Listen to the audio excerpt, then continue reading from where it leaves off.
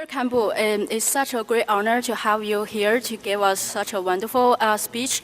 My name is Jie, and my question is, as a college student, we have a really busy schedule. So do you have any suggestions for our college student how to balance our time to practice Buddhism and also study?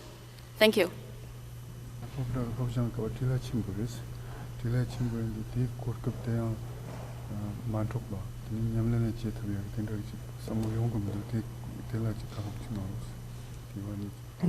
다 롭자가 난거 조 로종 시기도 가르친 보래.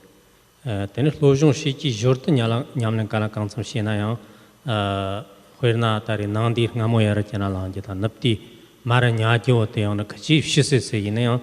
아주 뒤축적인 게도 살아다리 런거 탑스를 넘버 나서 왔더니 나는 그거 살아요.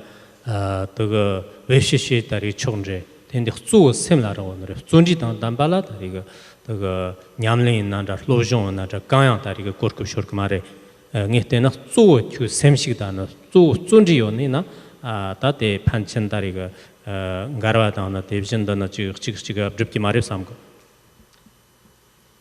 So as a student in college, of course, the most important thing is your studies at this time. You have to emphasize that in order to be successful, right? And so that's going on, but along with that, in order to continue with a spiritual practice, such as meditation, then you just have to get up earlier or go to bed later in terms of carving out the time to practically be able to sit and do that too. So you've got both of those things going on. But not to forget that both of these are going on with one mind. Mainly it's your mind, which is ongoing. And so if you are being diligent in your studies, that's a form of meditative concentration, right? That's a form of meditating, by focusing in that way.